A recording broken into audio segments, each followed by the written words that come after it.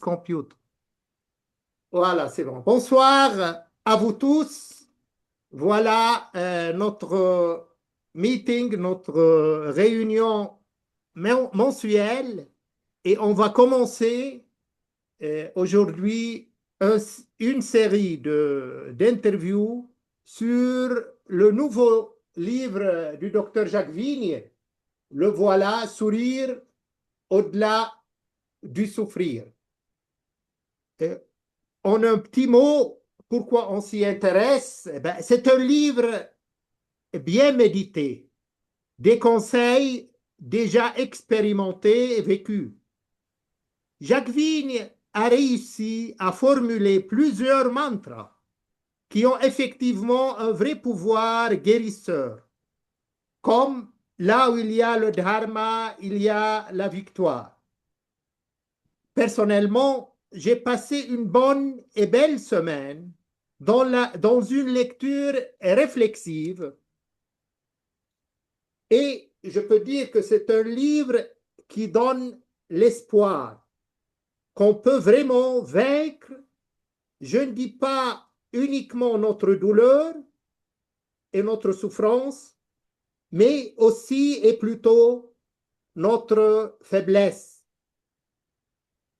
C'est un livre, à mon avis, qui est fruit d'une réflexion profonde, d'un contact direct et expérience de souffrance, une grande érudition et connaissance large de la littérature dans le domaine, et à deux niveaux, la science moderne et les recherches en psychiatrie, ça c'est un, et psychothérapie, et aussi à un deuxième niveau, sagesse orientale, bouddhisme, hindouisme, mais aussi chrétien. Et comme on l'a toujours fait, on ne parle pas des livres de Jacques Vigne, on ne le cite pas pour le flatter ou pour lui faire plaisir, mais plutôt pour approfondir une idée, un enseignement. On peut souvent ne pas être d'accord avec lui et même le contredire, mais ce n'est pas non plus pour le plaisir de contredire. C'est plutôt dans le souci de la recherche d'un enseignement le plus proche possible du réel et du vécu. On a déjà abordé tous les livres de Jacques Vigne et on a déjà commencé par transcrire ces entretiens. Mais le grand fainéant, entre guillemets fainéant, qui est Jacques Vigne, n'a toujours pas eu le temps de reviser et de corriger ce qu'on a déjà transcrit. Lui, qui aime plutôt, comme c'est bien dit dans ce livre, l'enseignement oral, et comme l'a bien exprimé professeur Agnès Trébuchon.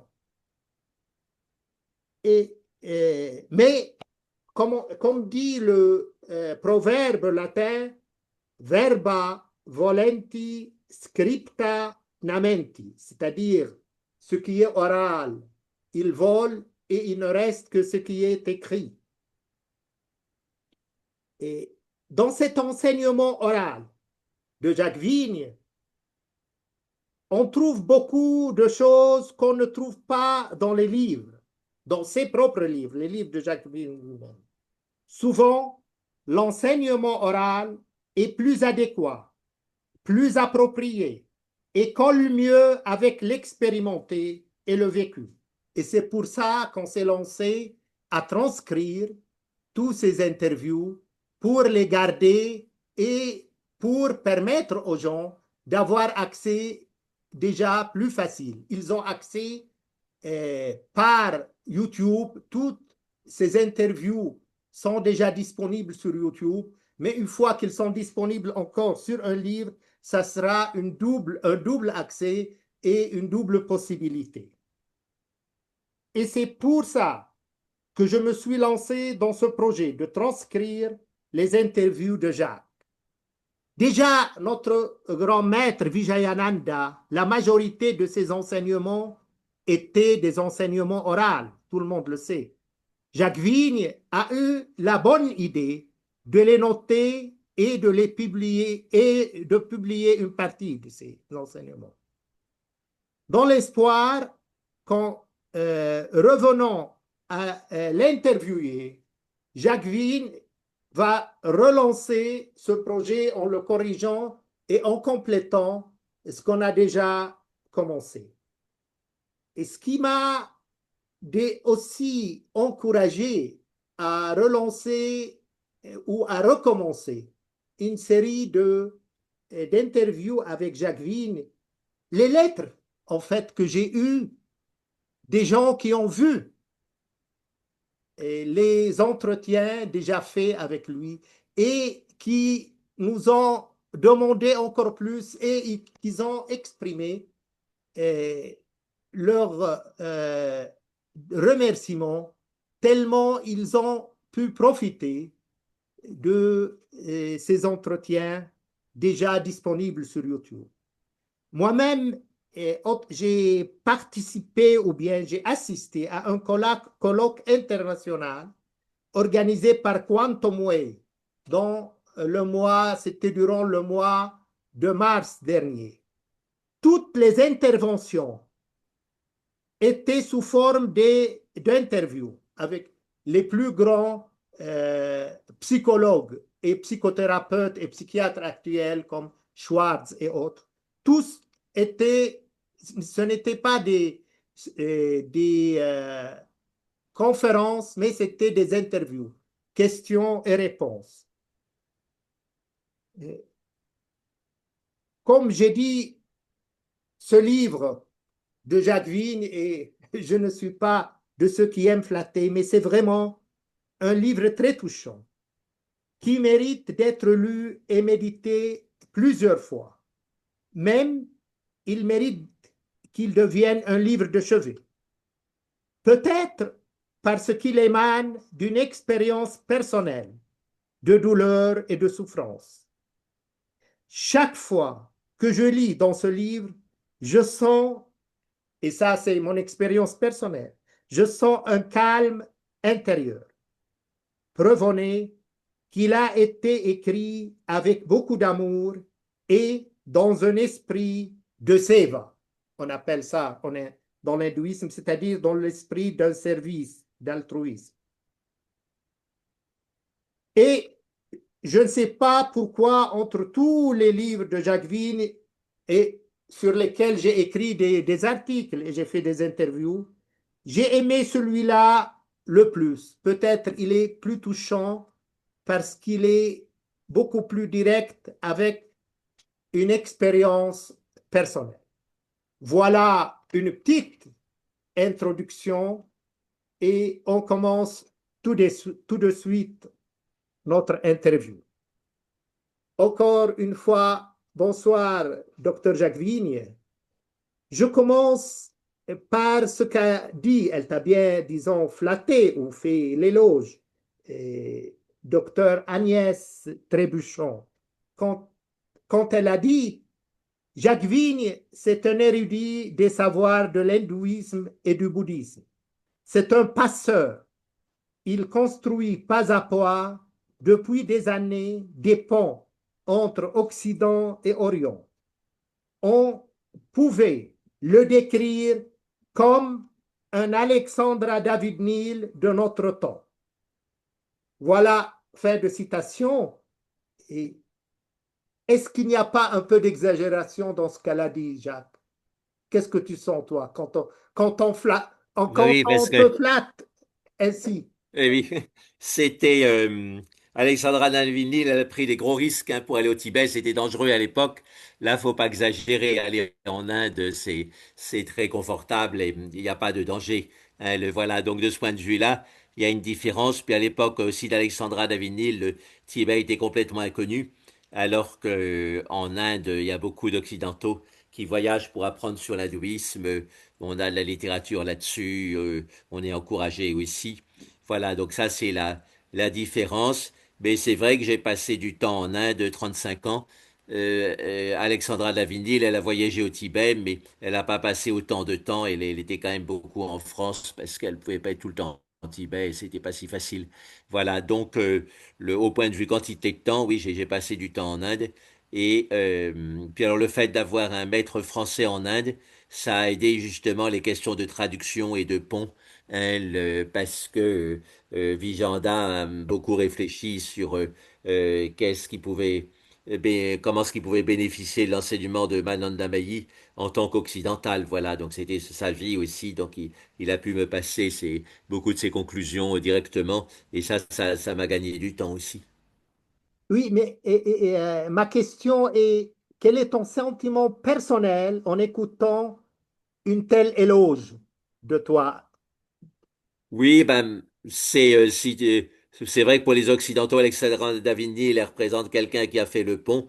Donc voilà, il m'associe à elle, mais j'ai souligné la différence. Donc certainement, j'ai pas fait d'exploration dangereuse, pratiquement pas.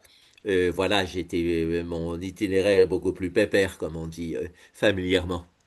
Hmm. Donc, tu es d'accord avec ce qu'elle a dit, en gros.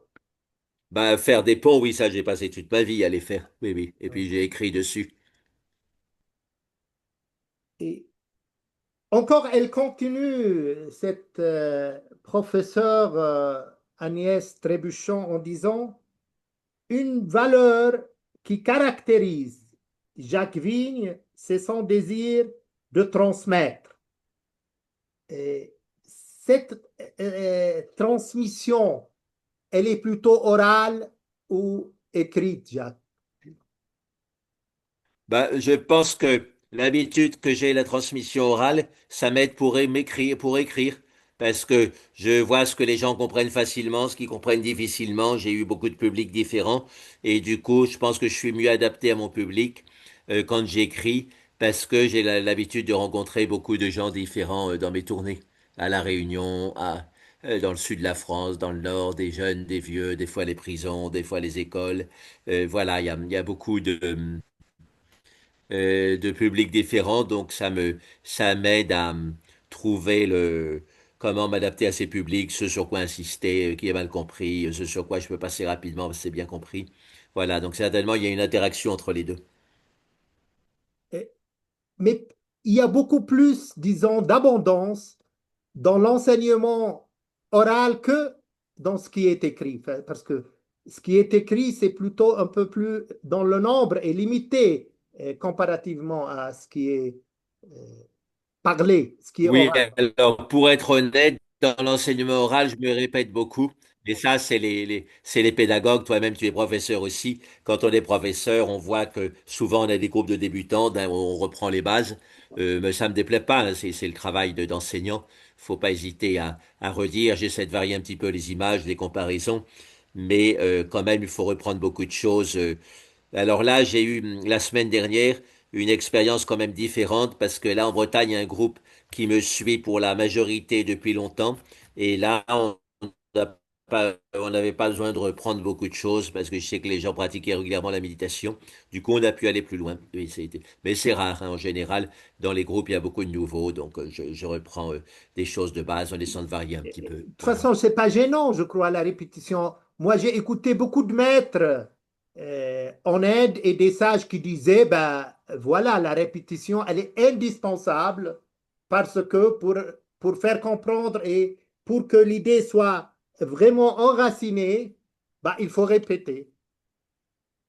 Oui, oui, en variant un petit peu quand même. Oui, oui, oui. Alors que la répétition, elle n'est pas très, disons, souhaitée dans ce qui est écrit, parce que l'individu peut lire et relire, alors que en écoutant, il a besoin d'écouter deux, trois fois peut-être la même chose, même si elle est dit un peu C'est différemment. ça, oui. Oui, oui. Oui, oui. Et, reste, j'ai pas eu le temps de signaler que la structure de cette leçon et celles qui vont suivre, il y aura une interview d'une heure avec Jacqueline. Ensuite, elle sera enchaînée sur une méditation guidée par lui-même dans le contexte de l'interview. La méditation, elle sera en bilingue français-arabe alors que l'interview sera uniquement en français. Isan, je vais dire ça en arabe aussi. هذا الدرس وبعض الدروس الآتية نبدأ فيها بمقابلة مع الدكتور جاكفين، ستكون بالفرنسية لأنها حول كتابه الأخير سورير أودلا دو سوفرير، أي البسمة فيما هو أبعد من المعاناة.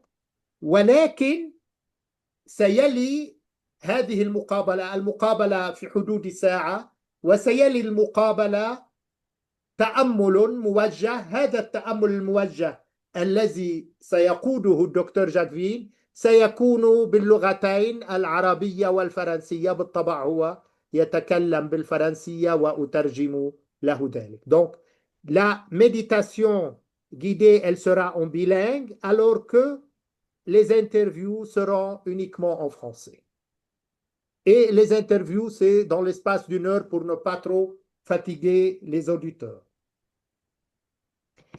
Dernière peut-être citation, Jacques, du docteur donc Trébuchon.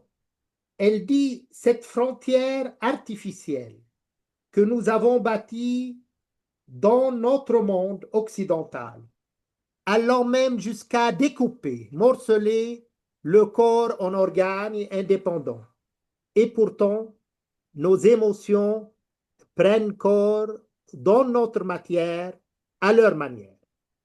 Voilà, fin de citation, c'est à la page 9.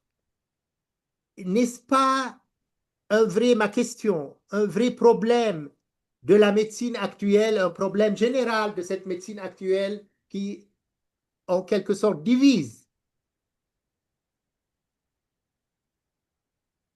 l'être Oui, humain? donc il y a aussi les divisions entre les spécialités et puis la division entre le corps et l'esprit. Et alors, on s'est aperçu qu'il y avait un problème, donc on a essayé de réfléchir sur la psychosomatique, mais c'est pas très convaincant la psychanalytique, la psychotomatique vue par les psychologues parce que c'est du nouveau très verbal. Voilà. Et donc, par contre, les méthodes de méditation orientale peuvent vraiment vous faire faire l'expérience entre le corps et l'esprit, vraiment aller et venir beaucoup entre les deux. Et c'est cette pratique qui est très importante et qui permet d'affiner aussi son intuition psychosomatique si on est un thérapeute, parce que l'intuition psychosomatique, ça se travaille, et quand on travaille proche de son corps par la méditation, on développe cette intuition beaucoup plus profondément et directement. Oui, mais et cette médecine qui, actuellement, même chaque partie, chaque organe, il y a un médecin spécialiste. Et on perd un petit peu la connexion entre la partie et l'ensemble et le tout. Alors bon, il y a la médecine interne qui essaie de répondre à cette question. Donc, les spécialistes en médecine interne, ils doivent connaître très bien les autres spécialités et peuvent faire des synthèses qu'il y a des maladies générales comme les maladies auto-immunes qui sont du ressort de la médecine interne parce que ça touche différents organes. Donc, quand même, la médecine s'est posé la question et a trouvé ses solutions en développant des spécialistes en médecine interne pour les maladies qui touchent beaucoup d'organes. Et effectivement, donc c'est intéressant comme spécialité, mais ça demande beaucoup de connaissances parce qu'il faut connaître les autres spécialités en gros. Oui. Tu ne vois pas que les médecines alternatives sont beaucoup plus exhaustives dans le regard. Si je prends par exemple l'Ayurveda ou bien d'autres médecines traditionnelles, ils ont une approche beaucoup plus exhaustive. Oui, ben, c'est sûr que la science, ça veut dire séparer. Donc, on sépare des fois de trop, quoi. Mais enfin, bon, c'est la nécessité scientifique. Et après, donc, quelle synthèse on fait? Ben, ça dépend aussi des médecins. Il y en a qui ont avec la clinique, quand même, on revient à la réalité concrète. Donc, on fait des synthèses. Les généralistes ont quand même une vision synthétique. Voilà, mais. C'est vrai que même dans les spécialités, j'ai des échos de la fille d'une amie qui est médecin, sa fille est interne en cardiologie, et ils ont des sous-spécialités. Il y en a qui font que des électrocardiogrammes, il y en a qui font que la chirurgie, des valvules cardiaques, voilà. Et du coup, d'un côté, c'est bien parce que dans leur spécialité, ils sont très bons, mais de l'autre, pour eux, c'est ennuyeux parce qu'ils répètent tout le temps la même chose. et pour les clients aussi, voilà, s'ils ont plusieurs problèmes en même temps, et ça peut être difficile d'être pris en charge à cause de toutes ces sous-spécialités. Hmm. Je continue à citer docteur Trébuchon quand elle dit notre expérience douloureuse dépend d'une forme implicite dans laquelle l'anticipation douloureuse, la réponse et le retrait vont jouer un rôle important dans le ressenti de celle-ci. Page 12. Ma question, n'est-ce pas le problème de différenciation entre douleur et souffrance comme on le trouve clair chez le Bouddha et dans le bouddhisme? Oui, on peut dire ça. Par exemple, l'anticipation, c'est typique d'une complication par rapport à la douleur qui fait que ça devient une souffrance, c'est-à-dire qu'elle est augmentée, compliquée par notre mental. Et même avant même qu'elle arrive, l'anticipation, c'est avant même qu'elle arrive, et bien sûr après qu'elle soit arrivée aussi, il y a cette augmentation de la douleur en souffrance, cette amplification. Et donc ça fait partie d'une vieille réflexion sur la douleur. Le Bouddha disait, on est touché par deux flèches. Il y a la flèche de la douleur qui est inévitable, mais la flèche de la souffrance est évitable. Donc, c'est optionnel. Et donc, on essaie de travailler pour ne pas développer la douleur en souffrance, pour ne pas compliquer la douleur avec notre Mais mental Jacques, qui est complexifiant, on pourrait dire. même si on est conscient de cette différenciation entre souffrance et douleur, on n'arrive pas à en profiter la plupart des fois. C'est-à-dire, on souffre même sachant que cette souffrance est, comme tu as dit, optionnelle, elle n'est pas obligatoire. Malgré ça, on souffre, on Oui, n'arrive pas à arrêter cette souffrance. donc, il y a des méditations qui peuvent aider à simplifier notre mental. Une méditation très importante, c'est la méditation d'Ajahn Chah, juste ça. C'est-à-dire, dès qu'il y a une sensation qui remonte, ou même un autre phénomène mental, euh, on, on dit juste ça et on peut même faire le geste, hein, ni plus ni moins. Ce geste-là qui est très connu, qu'on fait à la fois en Orient et en Occident. Et on peut même toucher avec le pouce et l'index de lumière la zone où il y a la sensation. Et quand on touche la zone avec ces deux doigts parallèles, doigts de lumière parallèles, et ben on comprend que c'est juste ça. Et on se calme, on arrête de prendre des grains de sable pour des montagnes. Voilà, donc Peut-être c'est que ce juste sera ça, c'est utile qu'on important, fasse cette ça méditation par permet la de... suite.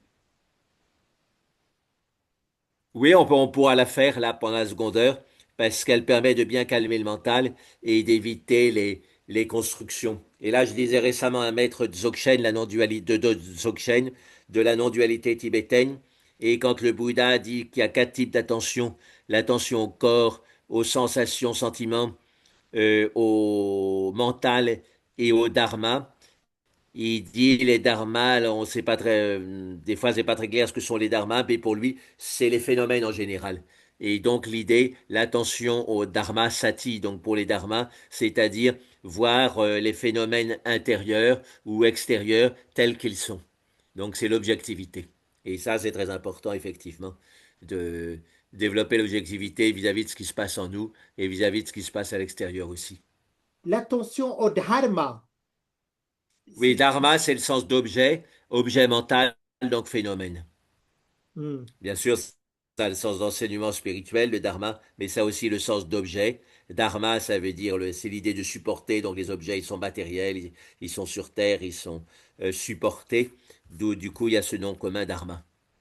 Mais aussi, point de vue plus général, lui traduit par phénomène, parce que voilà, c'est ce qui existe dans notre mental, c'est les données de notre mental, c'est ces phénomènes qui apparaissent, sensations, images mentales, émotions, et tout ça, faut apprendre à le voir avec objectivité, et ça veut dire dégonfler le côté agitation mentale, excitation ou rejet des phénomènes, et pour les voir plus objectivement, de façon dénudée. Dernière citation du professeur Trébuchon, quand elle dit les crises d'épilepsie se déclenchent à la suite de fortes émotions négatives. Page 14. Ma question, les gens, soit ils ne sont pas conscients de ça, de l'impact des émotions, soit ils n'y puissent rien, ils sont constants, conscients, mais bah, ils sont impuissants, ils n'y peuvent rien. Qu'est-ce que tu en penses? Oui, donc pour éviter les crises, comme les crises de colère aussi, c'est quelque part le même mécanisme. Une crise c'est préparée comme un seau qui se remplit goutte à goutte, et puis tout d'un coup se reverse et tout tombe par terre. Et donc faut comprendre ce remplissage de stress, etc. Et je connais une dame qui avait des fortes crises d'épilepsie généralisée. Et elle était ingénieure dans l'aéronautique, elle avait des positions importantes, mais elle était très handicapée par ces crises.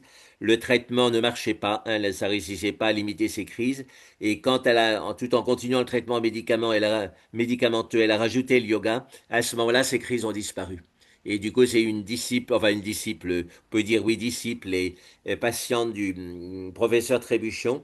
Et du coup, Agnès Trébuchon l'a incité à faire des groupes de yoga pour épileptiques et maintenant elle est professeure de yoga pour épileptiques en Et plus qu'est-ce qu'elle d'ingénieure a dans ajouté l'aéronautique précisément? et elle aime bien ça parce qu'elle peut transmettre son succès thérapeutique. Et, et donc la pratique de yoga, qu'est-ce qu'elle a Ben, si tu veux, ajouté? on sent venir les crises d'épilepsie sous forme de tensions croissantes. Et donc, quand on a compris ça, on est très attentif aux tensions qui s'accumulent et grâce au yoga, à la méditation, on les élimine au fur et à mesure pour que l'eau dans le seau ne monte pas trop et qu'il n'y ait Hmm, pas de débordement. ok, ok.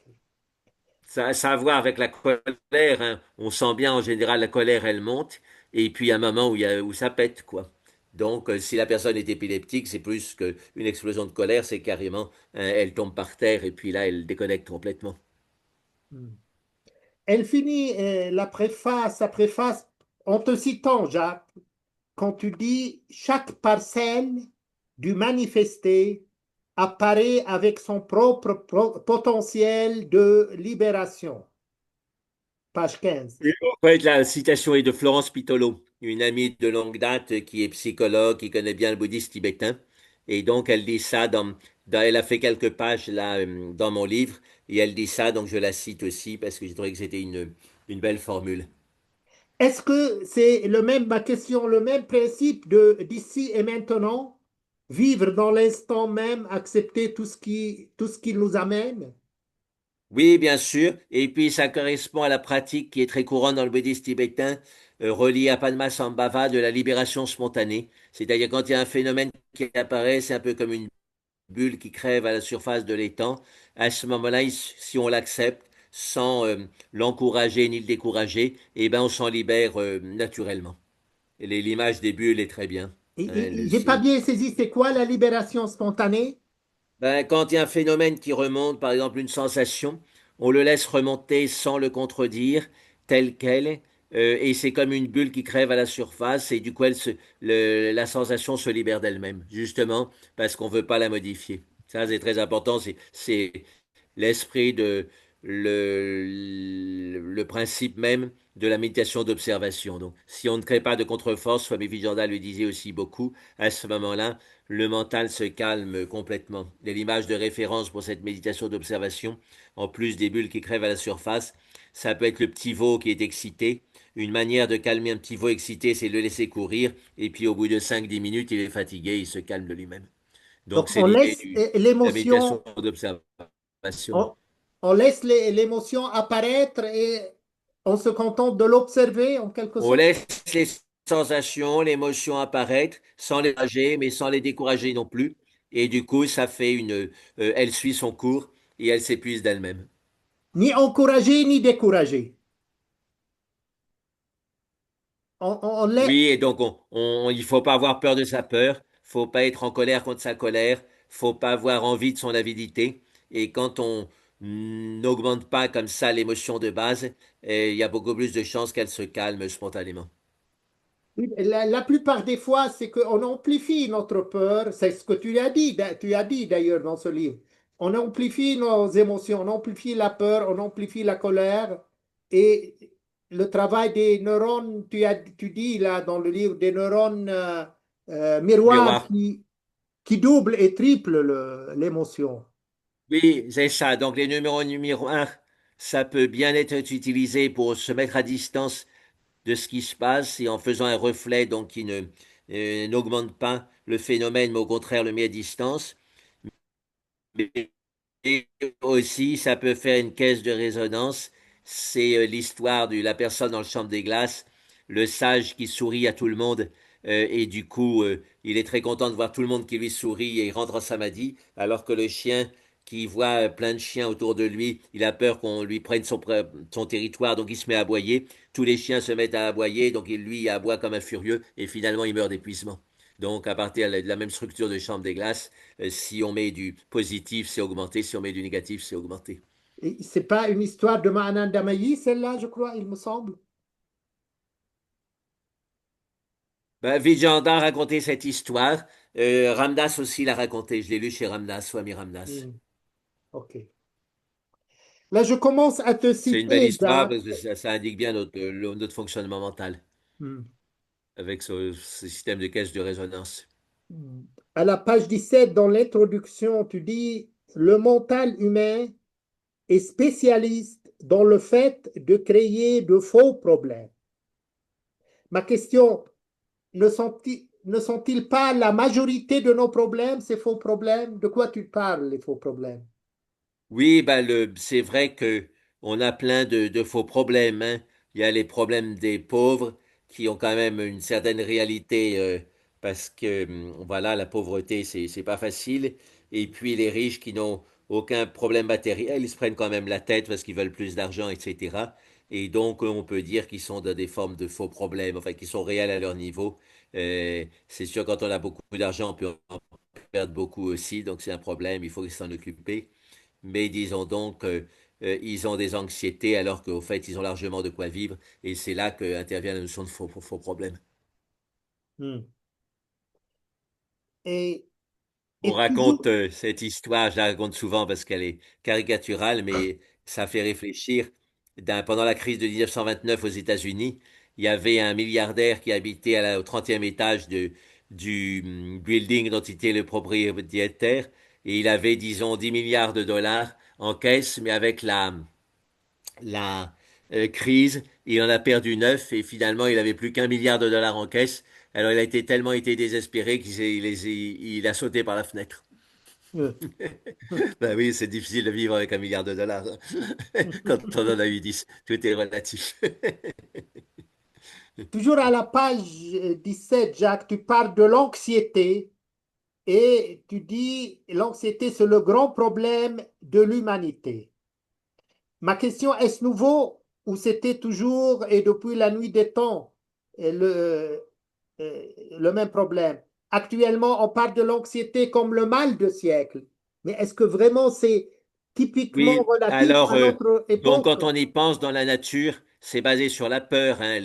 La plupart des animaux ont peur des prédateurs et les prédateurs eux-mêmes se battent entre eux ou ils ont peur de mourir de faim aussi, donc tout le monde a peur.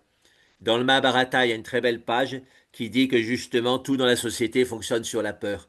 Hein, et ça fait sourire parce que ça en dit long sur les mœurs de l'époque. Il dit que même les jeunes femmes se marient par peur. Hein, mais c'est vrai que la jeune femme, elle a peur d'être laissée pour compte. L'homme, il a peur d'être seul aussi. Il a besoin de la sécurité de la femme. Et donc, ce qu'on appelle l'amour, il y a beaucoup de peur par derrière quand on est réaliste. Voilà, et donc bien comprendre ça et dépasser la peur. Swami Vivekananda insistait là-dessus. Il citait souvent le rishi Yajnavalkya qui disait à son disciple, l'empereur Janaka, Janaka, tu es réalisé parce que tu as atteint la non-peur. Et un empereur, c'est quelqu'un qui a très beaucoup de peur parce que les gens veulent l'assassiner, veulent se débarrasser de lui, etc., veulent prendre sa place. Et donc régulièrement, les empereurs sont pleins de peur. Mais Janaka, il avait travaillé là-dessus et il pouvait gérer son pays sans peur. Mais là, tu viens de dire ne pas avoir peur de sa peur. Et, et, et ça, c'est un peu Oui, critique. oui, oui. On a peur de toute façon de ce qui remonte de nous-mêmes parce qu'on sait qu'on a des impulsions, on n'est pas sûr de pouvoir les contrôler et donc on a des peurs par rapport à soi-même et donc en même temps qu'on travaille la bienveillance envers soi-même, travailler la non-peur envers soi-même. Ça va ensemble. Et comment travailler la non-peur envers soi-même? Ben, voir ce mécanisme clairement et puis se relaxer. Hein, c'est toujours le même système. Voir Hmm. clairement et puis se relaxer, faire face, se détendre, trouver son équilibre, comme le dit Maître Vanchi. Et, et en quelque sorte, sentir comment la peur se manifeste, elle s'incarne dans le corps, c'est ça? Pour et relaxer les endroits qui C'est sont... ça, oui. Sentir quand la peur se manifeste dans le corps, comment elle se cache aussi derrière d'autres émotions. Hein, l'avidité, c'est une émotion forte et c'est souvent basé sur la peur de manquer. La colère, c'est basé sur la peur d'être agressé, écrasé. C'est ce qu'on Voilà, a la dit la dernière jalousie, fois, c'est la la peur peur que l'on nous laisse tomber. et les différents masques de la peur, comme Oui, c'est on a ça. Et élevé alors dans... on peut même dire que on a créé la religion, l'homme a créé la religion pour parce qu'il a peur de l'incertitude de la vie, donc il veut toujours imaginer qu'il est protégé à différents niveaux et même dans la société, il y a beaucoup de structures qui sont liées à la peur, chercher des assurances, chercher des donc c'est pas idiot de s'assurer, mais quand même il y a la peur dans l'actualité, il y a la peur de ce qui pourrait arriver alors que c'est pas du tout prouvé que ça va arriver, mais on se construit comme ça des choses et on vend les journaux en vendant de la peur. Voilà, donc ça beaucoup de c'est un peu comme un cancer, ça a beaucoup de d'excroissance à distance, de métastase, la Mm. peur. Donc il faut la voir en tant que telle et puis la prendre au sérieux pour essayer de limiter les dégâts et voire de s'en débarrasser complètement. Swami Vijayana, il disait qu'il avait passé 18 ans dans l'Himalaya pour beaucoup seul, hein, pas tout le temps, mais souvent seul pendant 8 ans au moins. Et il disait c'était pour déraciner complètement la peur. 18 ans pour déraciner la peur. Oui, oui, oui, oui. Hein, Adolfina, c'était un de ses buts principaux. Il disait déraciner même les traces de peur, et même quand on était malade et seul, déraciner toutes les traces de peur. Parce qu'évidemment, quand on est malade dans la montagne, qu'il n'y a personne pour vous récupérer, la peur peut augmenter. Plus la capacité du mental à augmenter aussi les problèmes, fabriquer des problèmes, des faux problèmes à partir des vrais problèmes. Tout ça, ça joue quand on est en solitude à fond. Est-ce qu'il a dit qu'est-ce qu'il faisait pratiquement pour déraciner et pendant 18 ans pour déraciner la peur? Ben, il disait, donc, regarder la peur en face, bien sûr, revenir au corps.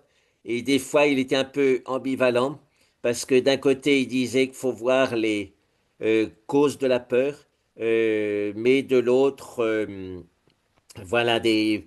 Bon, je crois que c'est vraiment selon ce qu'on sent. Il y a des moments où c'est bien de faire face à l'objet de peur, et puis à d'autres moments, considérer que l'objet de peur n'est jamais qu'un prétexte pour faire ressortir une peur qui est de toute façon en nous, et regarder où est-ce qu'est la peur en nous. Et là, c'est plutôt le Vipassana ou le Vedanta, voilà. Donc, mais il disait si une image de peur revient souvent, à ce moment-là, il faut la regarder en face comme quelque chose d'extérieur, essayer de comprendre d'où elle vient. Mais si c'est juste les petites peurs habituelles, ben, le traitement de base, c'est de revenir au corps et de détendre le corps. À ce moment, quand on détend le corps tout en voyant l'image de peur, cette image ne nous fait plus peur puisqu'elle n'évoque plus de tension en nous, mais une détente. Hmm. Ok. Ça a beaucoup à voir avec les thérapies comportementales et cognitives. C'est beaucoup mettre l'événement problématique ou traumatisant en regard avec un état de relaxation profonde. Et à ce moment-là, la thérapie se fait. Hmm. Et tu dis à la page 19, nous avons dit qu'il était bon qu'il n'y ait pas de copyright pour les pratiques antidouleurs.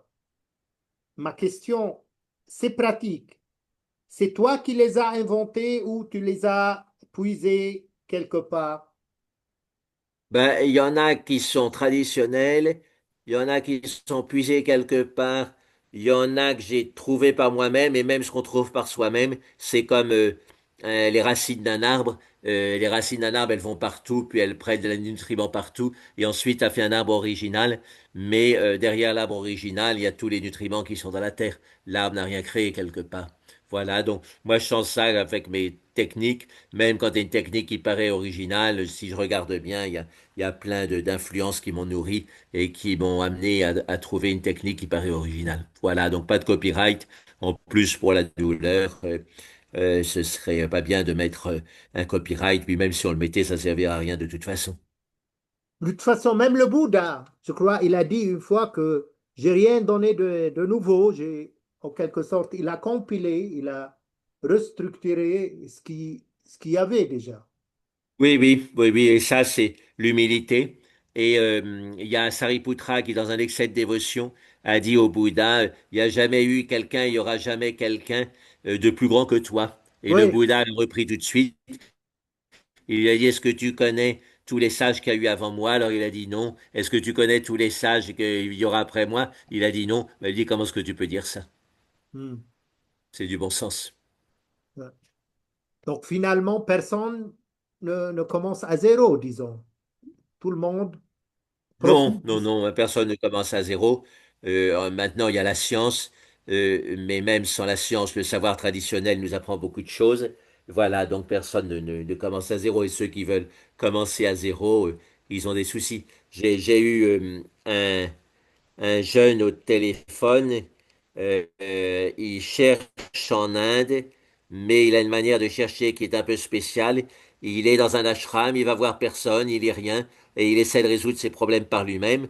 Et au fait, il s'en tire pas bien, quoi, parce que il y a des choses évidentes qu'il voit pas. Alors il va pas demander de l'aide, il va pas lire, et du coup, il met beaucoup de temps à retrouver des choses simples. S'il avait un bon enseignant et s'il avait confiance dans le bon enseignant, à ce moment-là, il progresserait beaucoup plus vite, c'est clair, quoi. C'est un peu comme un jeune qui se dirait, moi, je suis intéressé par les mathématiques, mais je suis assez grand pour trouver par moi-même et qui chercherait à réinventer les nombres et l'addition, la soustraction. Il irait pas loin, à mon avis. Donc, ce qui est évident pour l'apprentissage des mathématiques ou de la physique, ça paraît pas évident à certains pour l'apprentissage spirituel. Ils disent comme c'est intériorisé, enfin comme c'est quelque chose qui se passe à l'intérieur, j'ai besoin de personne, je peux me débrouiller par moi-même. Et moyennant quoi, ils perdent beaucoup de temps. Même si c'est vrai que la vie intérieure, faut l'expérimenter, mais ça, c'est pas propre à la vie intérieure. Si on veut apprendre le piano ou la trompette, il faut l'expérimenter aussi. Donc, c'est pas spécifique uniquement à la vie intérieure. Et du coup, les gens qui n'ont pas d'enseignant, ben, ils peuvent perdre pas mal de temps. Même si, en principe, c'est possible comme il y a des processus intérieurs, c'est possible de les trouver et puis de les suivre. Mais quand on a un enseignant, ça gagne beaucoup de temps. Le Et Dalai Lama le dit aussi, hein, il dit c'est possible d'avoir la réalisation complète sans enseignant, mais quand on en a un, ça gagne beaucoup de temps. permets-moi de revenir à ce que, quand tu as cité Vijayananda, lui qui a dit il a passé 18 ans dans l'Himalaya pour déraciner la peur. Donc, c'est un long labeur. On a un grand travail et un travail assez long. Oui, oui, oui, oui, oui, parce qu'il y a des couches différentes de peur. Et déjà, une des grandes causes de peur, c'est l'avidité, hein. Quand on est dans l'avidité, on a toujours peur de manquer. Et ça entretient la peur à long terme. Le Bouddha aussi l'avait bien vu. Et donc, il y a déjà tout ce travail sur l'avidité. Et puis, les constructions mentales autour des problèmes physiques, des problèmes psychiques, la peur de devenir fou, il le citait beaucoup parce que voilà, c'est pour ce pourquoi les gens ne restent pas longtemps dans la solitude, c'est parce qu'ils ont peur de perdre la boule aussi. Voilà, donc il y a tout ça qui est en jeu. Et donc, permets-moi d'être un peu curieux, Jacques. Et toi, personnellement, t'en es où dans ce travail avec la peur? Ben, la vie à Dolcina est beaucoup plus facile maintenant parce que déjà, il y a l'autre Swami Nirguadananda qui est là depuis longtemps, donc ça fait une protection. Euh, il y a un employé qui est là pendant toute la journée qui surveille, donc ça fait une seconde protection. Il y a le téléphone, on peut communiquer facilement. voilà, donc il y a moins de causes concrètes de peur que du temps de Vigilandat. Donc j'ai rarement eu peur à Dolcina. Bon, de temps en temps la nuit, il y a des bruits bizarres. Bon, on peut avoir un peu peur, mais rarement. Mais aussi c'est parce que l'ambiance était plus sécurisée, on peut dire, qu'avant, quoi. Euh, donc Mais là, tu parles des voilà, mais causes le de travail sur peur. la peur, il ressort. Euh, pardon? Et là, tu parles des causes extérieures de la peur, alors que moi, ce que j'ai compris de ce qu'a dit Vigianand, c'est qu'il travaille sur les racines de la peur intérieurement, c'est pas sur des causes extérieures. Oui, oui, oui. Alors sur les causes intérieures, ben il y a des moments où on se sent très paisible, mais voilà, après ça peut changer et de nouveau on peut avoir des peurs même non fondées. Voilà, donc il y a c'est pour ça que c'est important de travailler longtemps en solitude parce que ça marche par couche. Ouais, il y a des moments où on a l'impression qu'on a résolu beaucoup de choses, puis ensuite il y a une couche plus profonde qui vient avec des peurs plus profondes, hein. Voilà. Et donc, finalement, c'est un travail assez lent et, disons, il faut beaucoup de patience et de courage. Oui, puis aussi ne pas donner des délais fixés pour obtenir quelque chose, parce qu'on ne sait jamais comment ce que ça va venir. Et donc, faut faire le travail intérieur bien pour le plaisir de le faire bien. Et puis après, les résultats, eh bien, faut pas être trop pressé et trop exigeant, sinon on est déçu et puis on se décourage. Hmm. À la page 21, là, tu dis, Jacques, un puissant antidote de la douleur ne pourrait-il pas être tout simplement la douceur? Fin de citation. Ma question, tu aimes les jeux de mots, toi? Douceur, et de quelle douceur tu parles? Douceur avec soi, avec les autres ou avec qui et La comment? douceur vis-à-vis de soi-même, en général, quand on a une douleur, on est en colère contre sa douleur, et on en a peur aussi, et donc la douceur, ça dilue à la fois la colère et la peur, et du coup, c'est un véritable antidote pour la douleur. Mhm. Donc, douceur Hein, vis-à-vis de soi-même? une bonne, on s'attend d'un thérapeute ou de parents ou d'une mère qu'il y ait de la douceur quand on est dans la douleur, et donc en mettant de la douceur en nous face à notre douleur, on devient comme sa propre mère ou son propre thérapeute et c'est un grand progrès intérieur. Hmm. Donc, et règle générale, en quelque sorte, la douceur vis-à-vis de nous-mêmes et vis-à-vis des autres. Oui, c'est ça, c'est une règle générale. Et en général, quelqu'un d'avancé spirituellement, il est dans la douceur. Bon, de temps en temps, il peut faire semblant d'être en colère pour secouer quelqu'un, mais dans l'ensemble, il est dans la douceur et la bienveillante. Comme le dit Milarepa dans un de ses chants très simplement, il dit, soyez bienveillants vers les autres, sinon vous allez les dégoûter du dharma.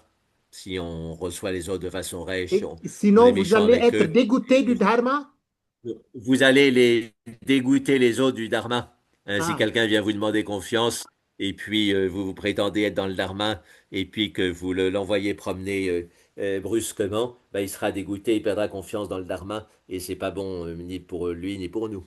oui, ben justement, on trouve dans le Coran un verset semblable quand il dit au prophète, et si tu étais dur avec eux, ben, ils se seront dispersés, ils te quitteront, en quelque sorte, quelque chose comme ça. Oui, oui, oui, oui, oui, oui, oui. Donc oui, oui, c'est du bon sens aussi.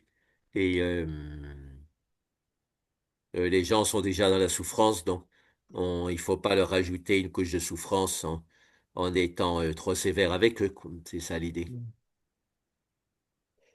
Là, à la page 21, tu dis le second niveau correspond à l'ouverture à l'absolu qu'on peut ressentir comme un espace de lumière infinie.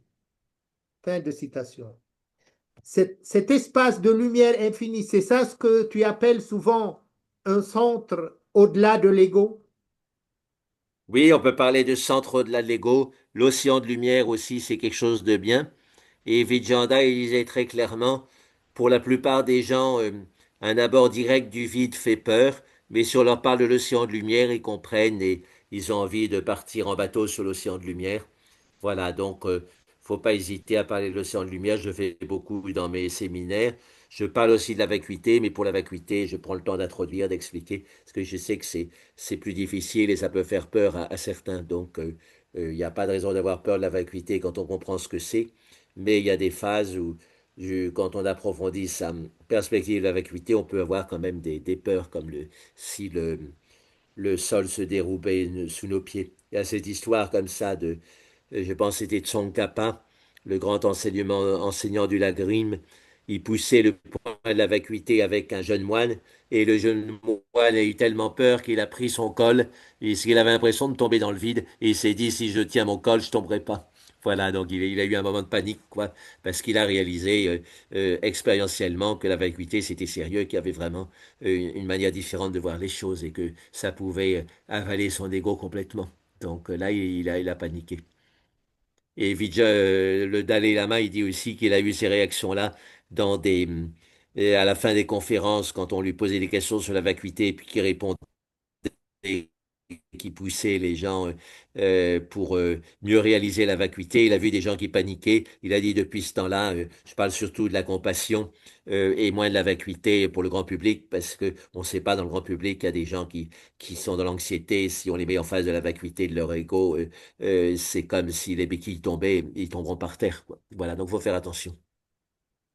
Oui, donc, il faut savoir comment présenter en quelque sorte la connaissance, l'enseignement. Oui, l'enseignement sur la vacuité, en particulier la compassion, c'est pour tout le monde. Il n'y a pas de problème, donc on peut insister pour tout le monde. Mais la vacuité, faut faire attention quand il y a des grands groupes.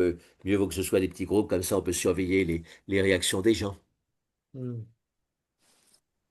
À la page 22, tu cites Alexandre Dumas, Jacques, qui dit, quand tu souffres, regarde la douleur en face. Elle te consolera elle-même et t'apprendra quelque chose.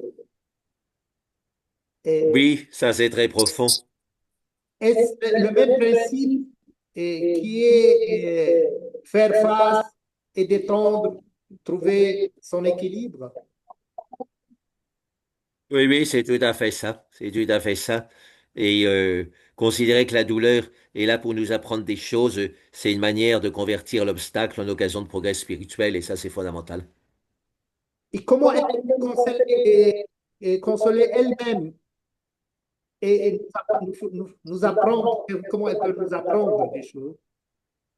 Ben, elle nous console parce que elle, elle nous montre qu'elle a des raisons d'être, et donc à la place d'être révolté contre elle, on comprend mieux pourquoi elle est là, et ça c'est une consolation. Sinon, on pense qu'on est victime d'une injustice, et ça empoisonne notre vie psychique, hein, beaucoup trop souvent. On croit être victime d'une injustice alors qu'au fait il y a juste les lois de la nature, ou alors aussi les erreurs qu'on a fait dans le passé qui nous retombent dessus, et donc c'est pas tant une injustice que ça.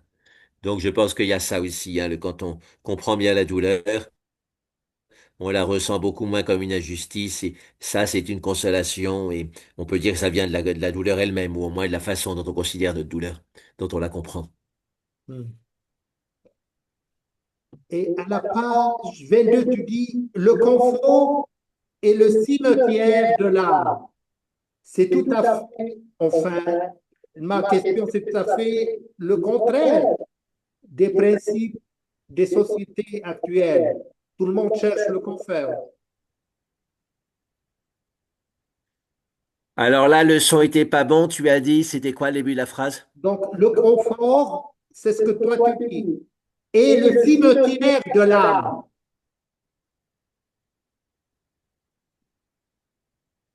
Il y a un écho dans ma voix, je ne comprends pas Oui, pourquoi. alors ça c'était une phrase qui j'ai trouvé provocante. Oui, donc trop de confort, j'en avais parlé avec Swami Chidananda, le successeur de Shivananda Rishikesh, et il disait ça à propos de l'éducation. Si l'éducation est trop confortable, les enfants dormiront et ils progresseront pas. Donc, mais si l'éducation est trop sévère, ou si les enfants ont des douleurs énormes, ça va les bloquer, ce sera pas bon non plus. Donc je pense qu'il y a un juste milieu par rapport au confort, et c'est l'idée de l'ascèse modérée.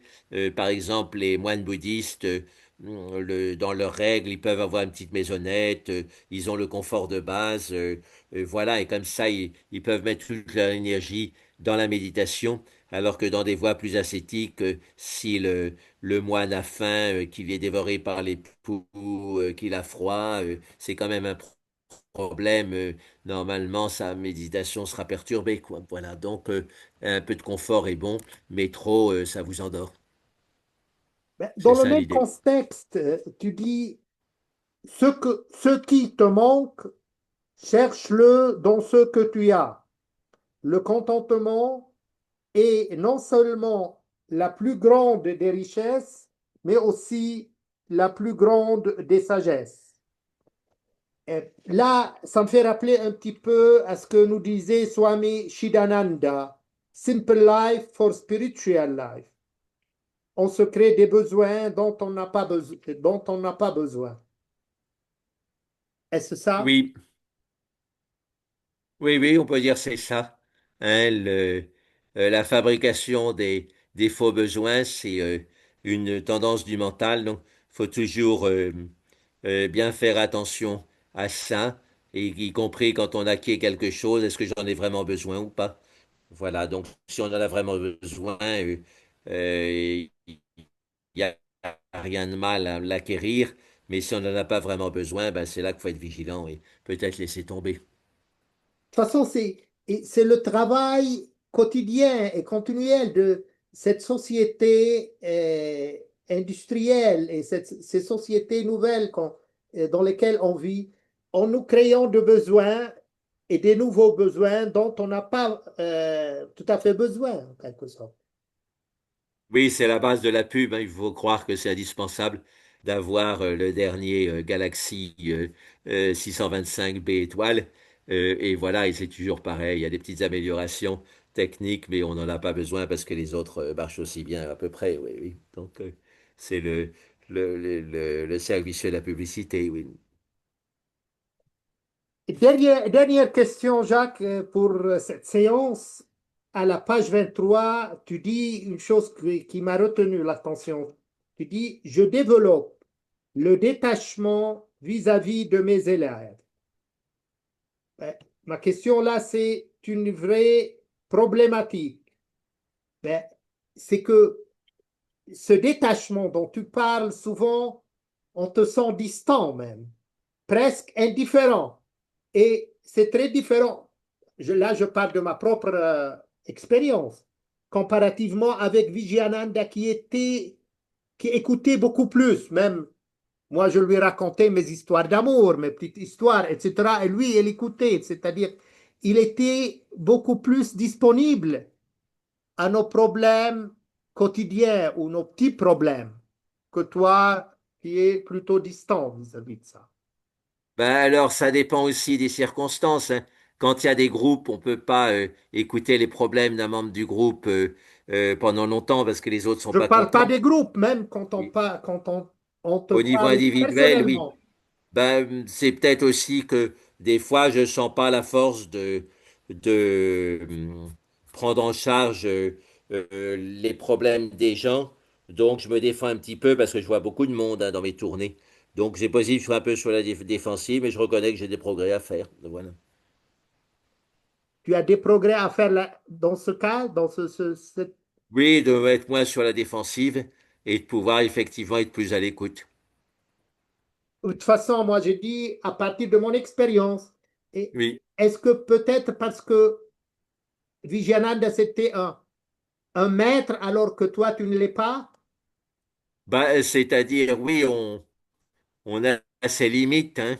Et quand on voit beaucoup de monde, voilà Alors il y a peut-être ma formation de psychiatre aussi, on voit des grosses souffrances, donc on a plus l'habitude de se protéger, mais du coup sans doute on se protège de trop, surtout Oui, quand mais et toi, tu les parles gens beaucoup sont. de l'altruisme. On ne la sent pas toujours chez toi, cet altruisme. J'essaie d'être disponible pour les gens. Dans mes tournées, je suis tout le temps avec les gens. J'essaie de les aider, mais j'ai mes limites aussi. Et je sens que, voilà, il y a des moments où il faut me protéger, hein. Le Vijayanda, il se protégeait aussi. Il bougeait pas de là où il était. Donc, vous pouvez dire, s'il était altruiste, il devrait aller à la rencontre des autres. Ben non, il attendait que les gens viennent le Oui, rencontrer. oui, et il Mais attendait, l'avantage, mais c'est qu'on est il écoutait, disponible. et il Oui. écoutait avec beaucoup d'intérêt. Et même si tu lui demandes un rendez-vous personnel, il te l'accordait.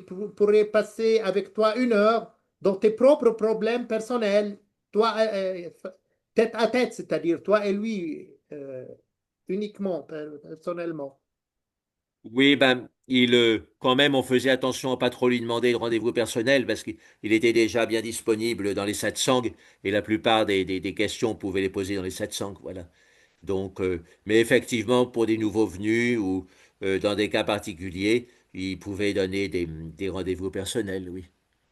Mais quand les anciens, on essayait d'éviter de Oui, lui en oui, et demander c'est parce ma que question. déjà on en avait Tu n'as eu. pas essayé de l'imiter, d'imiter Vijayananda précisément dans ça?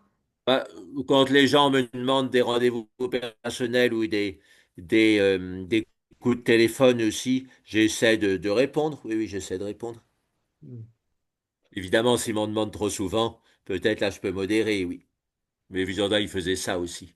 Voilà, Oui, c'est parce il que faisait ça déjà, aussi. la vie disons, d'un vrai chercheur, il y a beaucoup de difficultés et des hauts et des bas. Et souvent, les maîtres sont là essentiellement pour guider personnellement un chercheur, non?